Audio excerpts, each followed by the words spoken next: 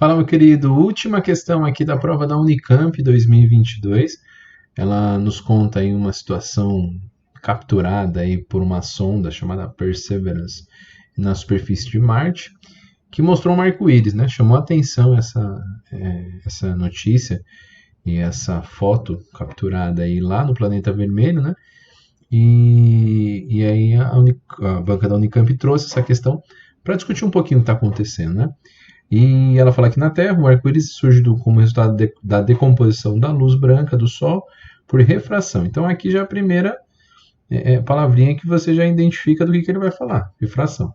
Tema bastante importante aí nas aulas de ótica. Nas gotículas quase esféricas da água suspensa na atmosfera. Em Marte, contudo, não há chuva. Portanto, a origem do arco-íris ainda é bastante controversa, né? Em relação ao fenômeno da formação do arco-íris na Terra, quando a luz solar, então a gente está olhando na Terra, ó, o arco-íris na Terra. Quando a luz solar incide em uma gotícula d'água, é correto afirmar que, bom, a primeira coisa que a gente tem que saber é ver aquilo que ele estava perguntando. Primeiro, ele está falando que o índice de refração na água para diferentes cores da luz branca é menor que o índice de refração do que o do ar. Bom, aí já tem um erro, né? Então, por quê? Porque a gente sabe que aqui, que o índice de refração da água, do ar, ele é o menor, não o menor, o menor de todos é o da vácuo, né?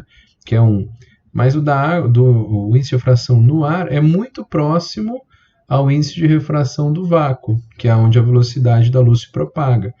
Então, a gente sabe que, por experiência aí, né, o aluno, né, que está diante dessa prova da Unicamp, ele deve ter feito muitos exercícios sobre refração e sabe que o índice de refração do ar é menor do que o índice de refração da água, uma vez que a luz se propaga com mais velocidade no ar do que com o que ele estiver falando na água, né? Então aí a dualidade onda-partícula, né, faz com que a luz se propague muito mais rápido no ar, por ter menos partículas para fazer com que haja esse movimento, do que na água. Então é mais difícil, né, a luz se propagar aí na água. Portanto, o índice de refração, que é uma relação de C sobre V, não sei se você se recordava também, ó, é a velocidade da luz no vácuo sobre a velocidade da luz no meio. E aí, como isso aqui, a velocidade da luz na água é pequena, o N se torna grande, né? Então elas são inversamente proporcionais quando C é uma constante universal.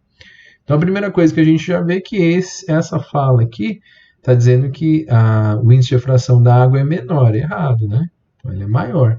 Então aqui já novamente o índice de refração da água para diferentes cores na luz branca é menor, está errado, então ele é maior, então a gente já elimina A e B, e a C e a D a gente vê a mesma notícia, a mesma notícia não, né? A mesma enunciado da resposta aqui, né? Que fala que diferentes cores, a luz de refração da água tem índice de refração maior do que o ar, e o índice de refração da água também tem luz branca maior do que o ar, isso sim. Agora, assim, os raios de luz das diferentes cores no interior das gotículas se aproximam mais da reta normal à interface entre os meios de refração, quanto maior for o índice de refração correspondente àquela cor da água. Bom, e aí a gente está falando disso, ó. E aí essa frase bastante, o aluno que estudou com bastante cuidado a refração, deve ter visto aqui, né? Aqui com cuidado, que a gente dizia, tem uma frase bastante conhecida quando se estuda a refração, que quanto maior é o índice de refração, mais próximo da normal se encontra, né? Então aqui, ó, vamos colocar a reta normal. Então a reta normal aqui. O que eu posso dizer? Sobre esses dois ângulos, vamos supor que aqui exista um ângulo I. Ângulo não. Aqui o ângulo I e aqui o ângulo R. O que a gente pode dizer sobre esses meios A e B? Né?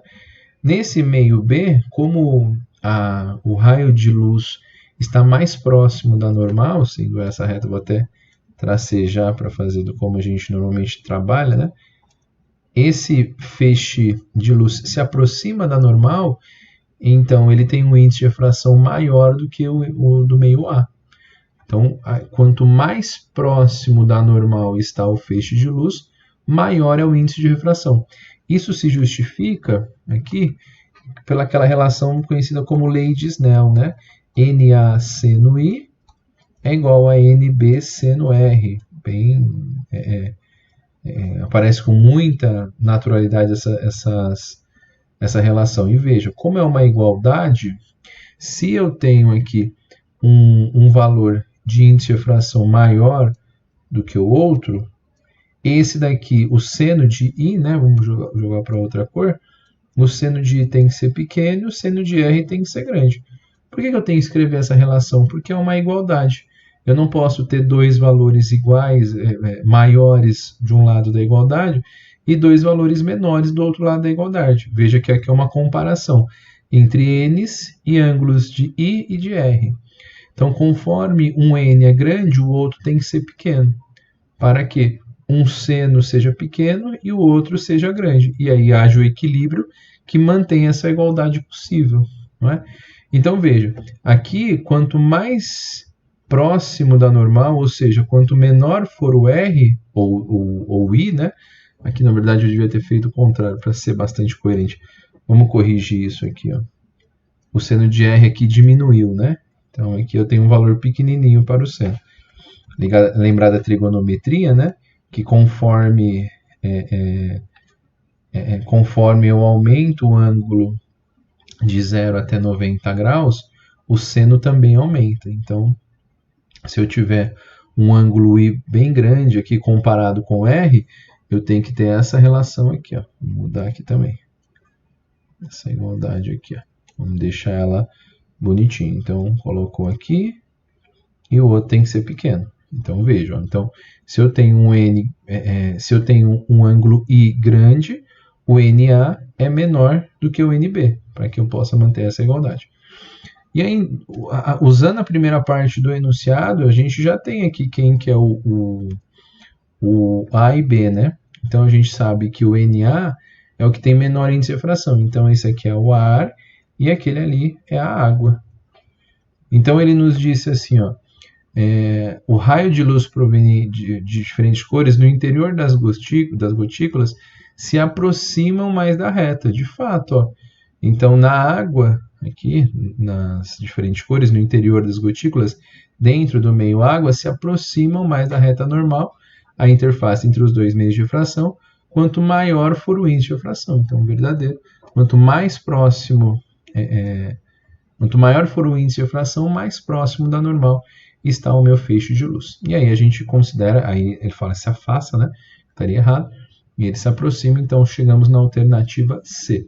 Tudo bem? Então essa é uma questão bem legal, uma questão que fala aí sobre a refração, um tema que às vezes é deixado um pouquinho de lado, mas eu acho que a Unicamp cobrou muito bem essa questão. Falava de um tema bastante importante, abordou bem, e eu espero que você tenha acertado. Se você está acompanhando a resolução da prova da Unicamp, deixe aqui os seus comentários, curta nossos vídeos e se inscreva aqui no canal para ajudar a gente a continuidade desses vídeos aqui. Então, mais uma questão, agora a questão número 8. Com essa nós fechamos a prova de 2020, de primeira fase de 2022 no vestibular da Unicamp. Espero que você tenha ido muito bem e a gente se vê nos próximos vídeos por aí.